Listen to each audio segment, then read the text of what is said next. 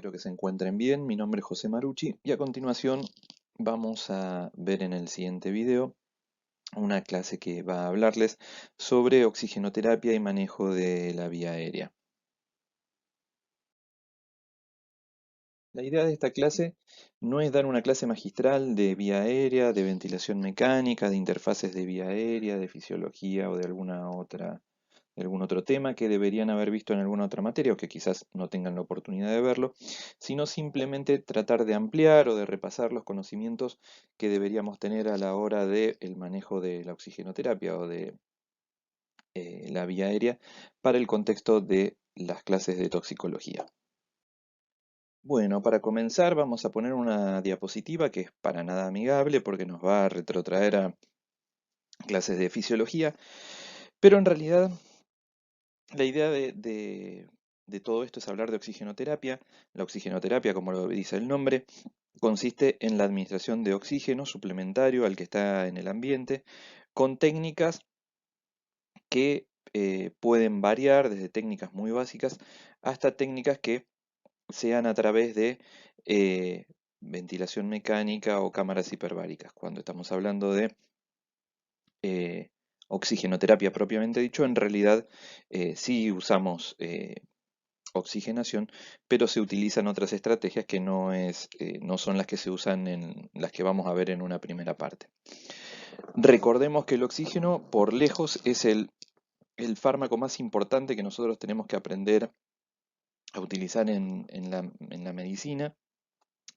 Tenemos que reconocer indicaciones, dosis, vía de administración, efectos colaterales, toxicidad, y en contra de la noción que el oxígeno protege a las células de la lesión, la evidencia contemporánea lo que nos habla es que justamente muchos de los daños se deben a metabolitos tóxicos y que justamente estos son los últimos responsables del daño celular en un montón de pacientes, especialmente en los pacientes críticos. Por lo cual, utilizar racionalmente el oxígeno es importante para nuestra práctica habitual. En cuanto a, en cuanto a esta fórmula que estamos viendo de disponibilidad de oxígeno, en realidad lo que deberíamos, lo que deberíamos tratar de entender es que justamente eh, la respiración, o recordar que la respiración se produce principalmente a nivel celular, a nivel de la mitocondria. Si se acuerdan, espero que se acuerden del ciclo de Krebs y todas esas cosas que habíamos visto al principio de la carrera.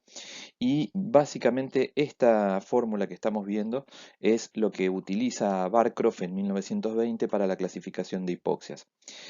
Técnicamente hablando, si nosotros pudiéramos ver o pudiéramos visualizar eh, dentro de esta fórmula cuáles son las situaciones que nos encontramos y recordamos la clasificación de hipoxias, una hipoxia hipóxica sería definida como una baja presión de oxígeno o una baja saturación, por los cuales ustedes pueden pensar causas como apnea, mezclas de gases con poco contenido, alteración del BQ, o la hipoxia anémica, donde el oxígeno está disminuido por la caída en la concentración de hemoglobina, o lo que podría ser la hipoxia por estancamiento, ejemplo que puede ser el infarto de miocardio.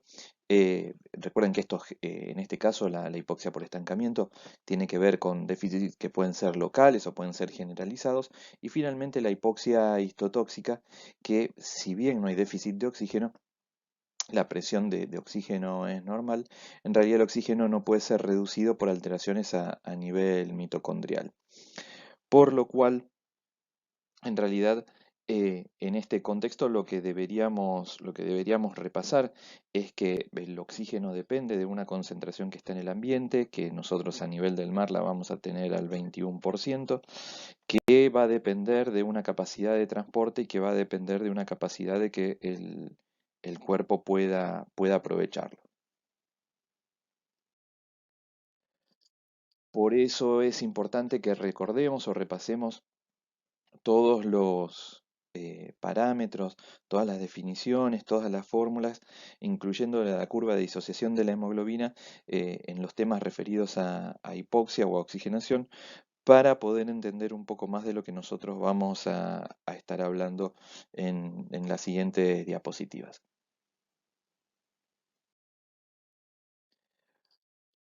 Otra definición muy importante que no la vemos muy a menudo porque uno de los temas que se nos pasa muy por encima en muchas de las cursadas es el tema de la deuda de oxígeno. Corría el año de 1964 y un señor que se llamaba Crowell, con un montón de colaboradores, empieza a estudiar el shock. ¿Qué es lo que hace en su artículo el señor Crowell? Lo que hace es conseguir perros, en esa época no, evidentemente no tenía tantos problemas para esto, y le generaba shock hipovolémico, le generaba un drenaje, y la sangre que le extraían se iba alojando en un reservorio externo para después justamente utilizarla en las maniobras de reanimación, teniendo en cuenta que reanimación es el tratamiento del shock.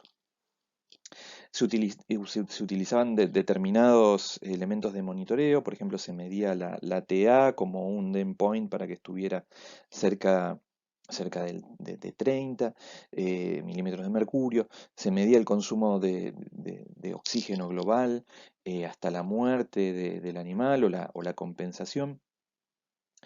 Y se usaban algunos otros factores como la tonometría gástrica o alguno más. La cuestión es que lo que buscaban hacer con esto es ver cómo era el consumo de oxígeno durante el shock o el consumo de oxígeno basal. Esa era la diferencia que trataban de determinar. Por lo cual, eh, finalmente acuñan un término que era deuda de oxígeno y que se refería al consumo de oxígeno durante el estadio del shock. Entonces, esta deuda que se producía en cada minuto se multiplicaba por la duración total del shock y básicamente lo que hablaba Crowell y sus colaboradores era de una deuda de oxígeno que era acumulativa. ¿Qué era lo que hacían después? Se reponía la sangre y una vez que recuperaba la presión basal, el consumo de oxígeno también se recuperaba, pero estos valores en vez de llegar a sus niveles basales, en realidad lo que ocurría era que llegaban a niveles muchísimo mayores durante varios minutos.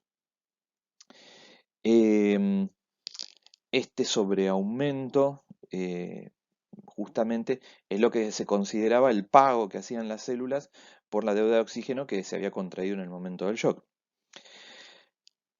Después de ese primer intento, lo que empezaron a hacer fue agregar distintos protocolos para justamente empezar a encontrar cuál era la deuda. Entonces, ¿qué era lo que hicieron en sus distintos protocolos? Lo que hicieron con lo distinto en cada uno de los protocolos fue poner distintos tiempos de tratamiento. Lo que se vio finalmente es que la prolongación del shock a lo largo del tiempo genera una deuda acumulativa que cuando llegaba a determinados valores se torna irreversible y no va a haber respuesta al tratamiento. Esto, en realidad, las hipótesis era que se debía a una lesión celular que se provocaba durante la hipoxia o por daños en la microcirculación, lo que básicamente se definió como fenómeno de no reperfusión. Por lo cual, recordemos, sin entrar en deuda de oxígeno, que una persona deprivada de oxígeno, en el contexto, por ejemplo, de un paro cardioventilatorio, tiene 4 minutos antes de tener daño cerebral irreparable y finalmente a los 10 minutos sin tener oxígeno se muere. Teniendo en cuenta esto, con la deuda de oxígeno, nosotros tenemos que orientar nuestros tratamientos para que el paciente no entre en deuda de oxígeno, básicamente no entre en un shock y eso devenga posteriormente en disfunción multiorgánica y potencialmente la muerte del paciente. Por eso siempre lo que recomendamos es no olvidar que el oxígeno es quizás una de las medicaciones más importantes que nosotros tenemos para poder aportarle a los pacientes. Vamos a repasar algunas definiciones que quizás no tengamos muy en claro habitualmente y que son palabras que utilizamos muy a menudo sin saberlo, como si fueran sinónimos cuando en la realidad no lo son. Por empezar, vamos a retomar el concepto de oxigenar al paciente y básicamente es administrar el oxígeno pero de manera suplementaria a lo que se encuentra en el ambiente. Esto en realidad va dirigido a aumentar la presión de oxígeno y la saturación con técnicas que no sean, eh, en general cuando se habla de oxigenoterapia, con técnicas que no sean ni la ventilación mecánica ni cámaras hiperbáricas. Recuerden lo que les decía antes, el oxígeno es un fármaco que debe ser prescripto y eh, recuerden que eh, lo que es, recuerden que hay discrepancia entre cambios en la presión de oxígeno y el transporte de oxígeno durante la administración de oxígeno suplementario. La falta de mejoría de este transporte sistémico durante la oxigenoterapia se explica por la tendencia del oxígeno a reducir el flujo sanguíneo sistémico. Esto se debe por dos motivos. El primero es que el oxígeno actúa como un vasoconstrictor. Esto es en todos los lechos vasculares, salvo en uno, que es en la circulación pulmonar, que ahí en realidad actúa como un vasodilatador. Por otro lado, lo que tenemos es que la inhalación de oxígeno está asociada con una disminución del volumen minuto cardíaco, y esto está causado parcialmente porque revierte los efectos estimulantes de la hipoxemia. El oxígeno también tiene un efecto inotrópico negativo y puede reducir el volumen minuto cardíaco en ausencia de hipoxemia. Entonces, en realidad, ¿a qué quiero llegar cuando hablamos de oxigenar al paciente? Lo que estoy buscando es que si tengo un paciente con una hipoxemia documentada, que va a estar definida por una disminución de la presión de oxígeno en la sangre, por debajo de sus rangos normales, o que esté con una saturometría menor de 90, respirando al aire ambiente, o una presión de oxígeno o una saturometría debajo del rango detectable para una situación clínica, o cualquier situación aguda en la cual se sospecha hipoxemia por la clínica del paciente, por ejemplo, y en cada situación específica en la que se haya documentado un beneficio de esta terapéutica, por ejemplo, en un paciente con intoxicación con monóxido de carbono. Lo que les comentaba antes es que recuerden que no hay contraindicaciones específicas para la oxigenoterapia, ¿sí? No hay contraindicaciones específicas para la oxigenoterapia. eh, Sin embargo, hay que tomar determinadas precauciones posibles. Recuerden que en determinados pacientes, por ejemplo, un paciente con EPOC, aumentar la presión de oxígeno puede hacer o puede generar una depresión ventilatoria. Pueden producirse atelectasias por una desnitrogenización de los alvéolos, puede haber toxicidad por oxígeno, la cual en realidad se produce, para que tengan en cuenta, en ventilación mecánica con 100% de fracción inspirada después de las 24 horas. Puede haber disminución de la función ciliar, puede haber disminución de la función leucocitaria. Eh, Recuerden que en determinadas medicaciones, por ejemplo en los pacientes intoxicados con paraquat o en los intoxicados, por ejemplo, con bleomicina, hay que darlos con precaución. Eh, Recuerden que en concentraciones aumentadas es un gas combustible, por lo cual algún procedimiento podría generar riesgo de combustión. Recuerden que en algunos sistemas de nebulización o de humidificación puede haber contaminación bacteriana. Eh, Como algún limitante, recuerden que la terapia con oxígeno no aporta beneficios para tratar la hipoxia por anemia, o sea, no beneficia su estado anémico per se, y no reemplaza la ventilación mecánica cuando está indicada, ¿sí? Entonces, cuando hablamos de oxigenar, realmente estamos hablando de un montón de situaciones que tenemos que tener en cuenta. De hecho, hoy día, si leen los últimos estudios, por ejemplo, se habla que se contraindica el dar oxígeno al paciente con un infarto de miocardio eh, si no tiene alguna condición por la cual lo requiera. Antes se daba alegremente, ahora no se da justamente por el daño que provocan los radicales libres. En cuanto a las siguientes definiciones, lo que vamos a hablar, ya si entendimos que oxigenar es suplementar el oxígeno que hay en el ambiente, ventilar es la capacidad que tiene el paciente de movilizar una columna de gases, en este caso el aire del ambiente, que va a transportar el oxígeno desde el ambiente hasta donde se va a producir el intercambio en el pulmón. Lo que vamos a ver es que justamente las principales cosas que vamos a manejar, las principales variables que vamos a manejar cuando manejamos una vía aérea o tratamos de oxigenar a un paciente, justamente una es la oxigenación y dos es la capacidad que tenga el paciente de ventilar. Finalmente, lo otro que nos queda por entender es que vamos a ver a partir de ahora un montón de interfaces. Estas interfaces van a ser lo que van a conectar a un paciente que requiere oxígeno con una fuente de oxígeno que generalmente va a estar en la pared de la cama del hospital con una toma o va a ser un tubo con oxígeno.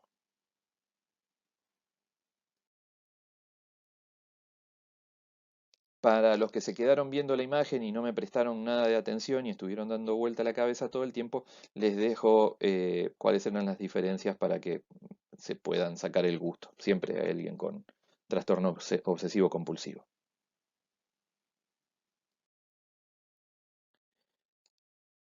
En cuanto a la vía aérea, una definición importante que vamos a necesitar conocer es que justamente vamos a estar hablando de algunas maniobras que vamos a poder realizarle.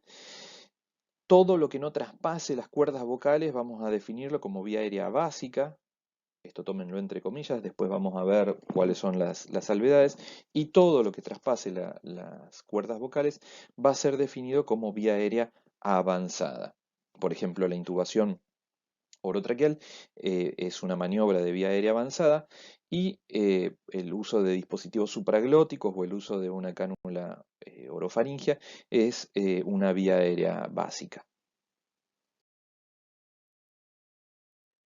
Estuvimos hablando de cuáles eran las fuentes que íbamos a utilizar para conseguir nuestro oxígeno, el cual íbamos a suplementarle al paciente, por lo cual vamos a tener el oxígeno en la pared con un dispositivo que se va a llamar flugímetro y en general los tubos con oxígeno tienen otro reloj que no es un flugímetro, que es un manómetro. En el caso de los tubos con oxígeno, vemos el manómetro porque el manómetro es lo que nos muestra la carga.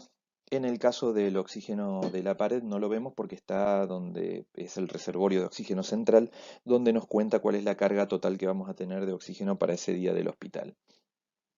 En este caso es importante, recuerden que para los que van a terminar trabajando en consultorios, en salas, en ambulancias y que no disponen de oxígeno central, llevar la cuenta del oxígeno que estamos consumiendo es parte de las tareas de gestión que nosotros vamos a tener y que no nos debe faltar el oxígeno por la importancia que tiene esta droga para nuestra práctica. En el caso del flugímetro es importante que lo conozcamos porque justamente lo que nos va a diferenciar es por su cantidad los dispositivos de bajo flujo, medio flujo o alto flujo, siendo los dispositivos de bajo flujo hasta 5 litros por minuto, los dispositivos de alto flujo entre 12 y 15 y finalmente lo que queda en el medio va a ser de flujo medio. Como ven en emergencias o en oxigenoterapia no nos caracterizamos por tener clasificaciones muy difíciles.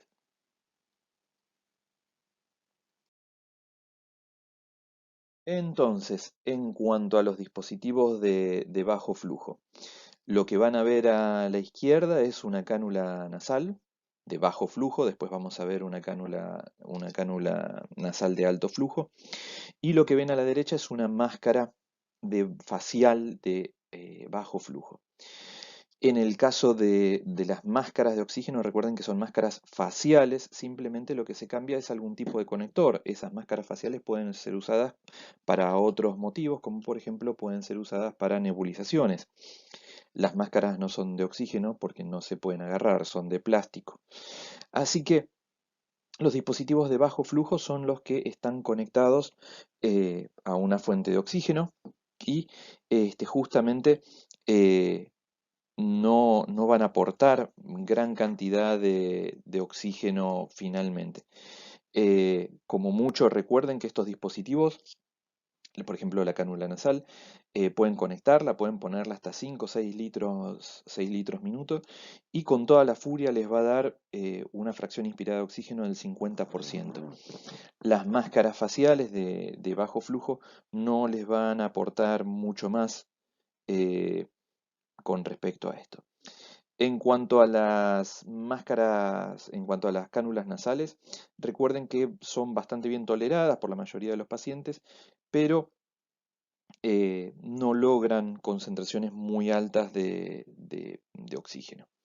En el caso de las máscaras faciales, pueden aportar un poco mayor, ¿sí? Pueden aportar algo un poquito mayor de lo que pueden llegar a aportar las cánulas nasales, pero la diferencia realmente no es muy significativa. O sea, la verdad que cuando se usa algún elemento concentrador, como los que vamos a ver ahora en un ratito, no llegan a más del 60 estas máscaras faciales.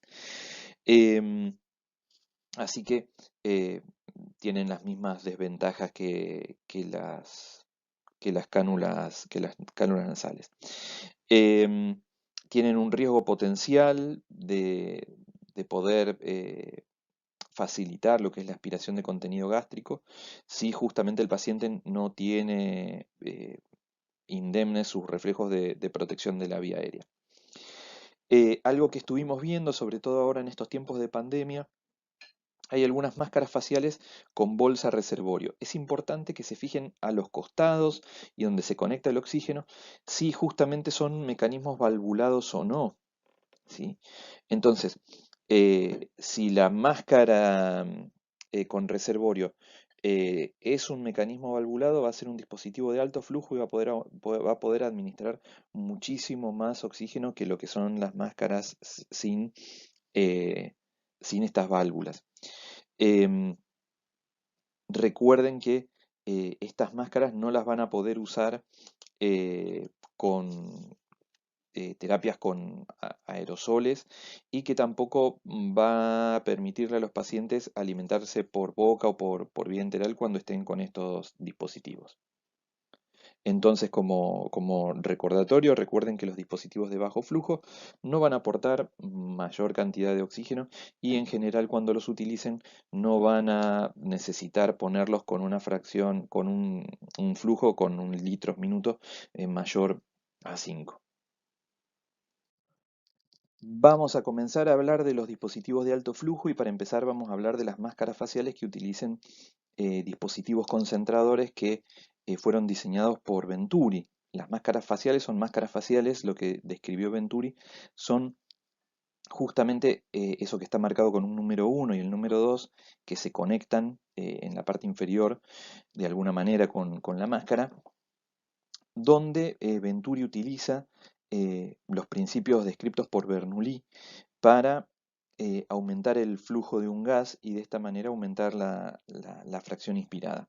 Básicamente lo que hace es que hace pasar un chorro de gas a través de un orificio estrecho a una presión constante, que eso es lo que le vamos a dar con el flujímetro, y aumenta su velocidad y se produce una caída de presión a los lados del jet. Eso crea un arrastre del aire ambiente, por eso van a ver que en cualquiera de los dos van a tener agujeros que se conectan con el ambiente. La diferencia entre los dispositivos que indican el número 1 y el número 2 es que en el número 1 lo fijo son los agujeros de conexión con el medio ambiente, y en el número 2 justamente lo variable es el agujero que conecta con el ambiente. Es decir, lo que varía en esos conectores de colores es el tamaño de lo que se conecta, de la parte que se conecta con el oxígeno, del pico que se conecta con el oxígeno. En el cambio el 2, el pico que se conecta con la fuente de oxígeno siempre es del mismo tamaño, lo que se modifica es la conexión con el aire ambiente. Entonces, esta máscara tiene un dispositivo concentrador que tiene un gas en jet, que es el oxígeno, y esa mezcla que se produce con el aire ambiente que arrastra es lo que termina determinando la fracción inspirada de oxígeno. Entonces, Algunos de estos dispositivos de Venturi utilizan bajo flujo, es decir, la verdad que los que tienen estos dispositivos pueden aportar una fracción inspirada de oxígeno desde el 24 hasta el 50, pero desde el 35 al 50 son todos dispositivos de alto flujo por definición porque utilizan de 9 a 15 litros minuto para poder administrar la fracción inspirada que nosotros necesitamos. Entonces, lo que está muy bueno de estos dispositivos es que nos permite aportar eh, un flujo o nos permite caracterizar la fracción inspirada de una forma mejor que lo que hacíamos con los dispositivos de bajo flujo que veíamos antes. Eh, la verdad que esto de aportar una fracción inspirada constante es muy útil para nosotros. Eh, por ejemplo, para los pacientes que tienen una fracción inspirada, que tienen una hipercapnia crónica, poder manejarlos con este tipo de dispositivos nos hacen evitar justamente todos los problemas que un aumento de la fracción inspirada puede hacerles retener mayor dióxido de carbono. Em, de cualquier manera, bueno, el principal problema que tenemos es que no aportan más del 50% a pesar de ser considerados por su nomenclatura. eh, un dispositivo de alto flujo no tiene que ver el flujo con la fracción inspirada de oxígeno. Puede haber otros dispositivos, puede haber otros dispositivos que pueden ser máscaras que se utilizan para generar, para utilizar técnicas de aerosol terapia, algunos collares de traqueostomía, adaptadores en tubo en T, las tiendas faciales, o sea, hay un montón de otros dispositivos que también pueden entrar. En el caso de los dispositivos de alto flujo, dos dispositivos que funcionan de manera similar son la máscara con reservorio, que está abajo de las máscaras faciales con Venturi. Esa es la que está valvulada y esa es un modelo que nos va a permitir tener mayor de 90 de fracción inspirada de oxígeno. Recuerden que las máscaras, como para tener una idea, todo lo que no nos permita tener un circuito cerrado jamás nos va a permitir dar 100% de oxígeno. Entonces, el concepto de la máscara con reservorio se aplica también a ese dispositivo que está en la foto del medio y de arriba, con el paciente ya intubado, que es una máscara válvula bolsa reservorio.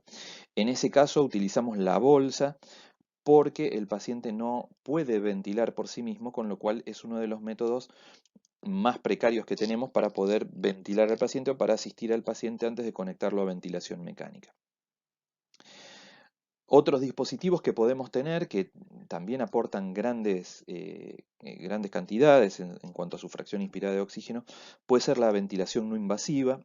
La ventilación no invasiva utiliza estrategias ventilatorias. Recuerden que la idea no es hablar de ventilación mecánica, tanto sea en su modalidad de presión binivelada o presión continua, conocidas como CPAP o BiPAP. La ventilación mecánica puede aportar grandes cantidades de oxígeno, eh, por arriba de 90, pero recuerden que al no ser eh, un circuito cerrado, ese escape no garantiza que dé el 100%. Finalmente, otro dispositivo que sobre todo se vio últimamente con los pacientes de COVID es las cánulas nasales de alto flujo, que también permiten dar por arriba de 90 de fracción inspirada, o cerca de los 90. Recuerden que me pierde un poco más que la ventilación mecánica en sí.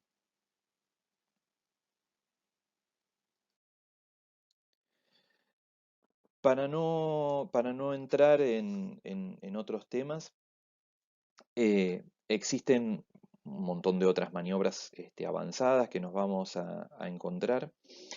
donde la primera que vamos a tener como maniobras avanzadas es la intubación orotraqueal. La intubación orotraqueal es la maniobra avanzada, pero el tubo no aporta oxígeno por sí solo y depende de una estrategia para que eso defina cuánto es la cantidad de fracción inspirada de oxígeno que nosotros vamos a tratar de aportarle al paciente. Recuerden que nuestro objetivo principal es en los primeros minutos aportar la mayor cantidad de oxígeno hasta recuperar al paciente, hasta hacer correctamente las maniobras de reanimación y después posteriormente em, lo que vamos a tratar de hacer es racionalizarlo de acuerdo a los valores de saturometría de laboratorio o lo que ustedes utilicen para llevar adelante al paciente. Si la intubación orotraqueal funcional, hay otras técnicas de intubación, hay otros dispositivos alternativos como pueden ser los supraglóticos, como puede ser el IGEL, el Fast Track, el Convitube, o puede ser necesario el uso de métodos quirúrgicos como puede ser la punción cricotiroidea, la cricotiroidotomía o la traqueostomía. Recuerden que en el contexto de la emergencia la única indicación de traqueostomía es la fractura de laringe. Por lo cual en realidad lo que vamos a tratar de recordar siempre es el concepto que desde hace muchísimos años está vigente, que es si en unos primeros minutos con las maniobras básicas de manejo de la vía aérea el paciente no puede mejorar su oxigenación, rápidamente vamos a tener que utilizar maniobras de tipo avanzada justamente para que el paciente no entre en esta deuda de oxígeno y básicamente fallezca finalmente. La gran pregunta del millón, entonces, para todos los que llegaron hasta acá, eh, ¿qué nos asegura de como métodos de oxigenar al paciente, dar fracción inspirada de oxígeno al 100%? Bueno, lo que nos queda es justamente la ventilación mecánica, que aparte de tener un circuito cerrado, nos permite manejar determinados parámetros y determinadas estrategias para optimizar la oxigenación y la cámara hiperbárica, que lo van a ver seguramente en la clase de monóxido de carbono, que es la otra estrategia que nos permite administrar oxígeno al 100% y a altas presiones, con lo cual vamos a tener otro tipo de beneficios que no son los que da la ventilación mecánica o alguno de los métodos que vimos hasta ahora. Entonces, ¿qué es lo que nos tiene que quedar de la clase de hoy, básicamente? Que es que recordemos lo que les decía recién del uso racional del oxígeno, ¿sí? Recuerden que hoy día el oxígeno lo seguimos entendiendo cada vez de manera más importante como una medicación. Recuerden que el oxígeno puede generar lesiones y básicamente conocer las indicaciones, las complicaciones, los riesgos de la terapia con oxígeno es lo que nos hace poder saber cómo utilizarlo correctamente. Recuerden que cuando nosotros vemos a un paciente de emergencias, lo que evaluamos es el AB.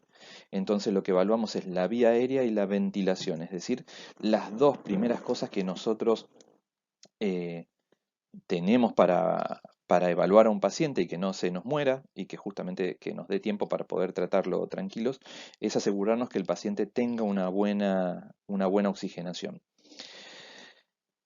Si no entendieron la mitad de las cosas de las cuales hablé, que probablemente haya sido lo que haya pasado, les recomiendo leer libros de anatomía, todo lo que tenga que ver con vía aérea y aparato ventilatorio.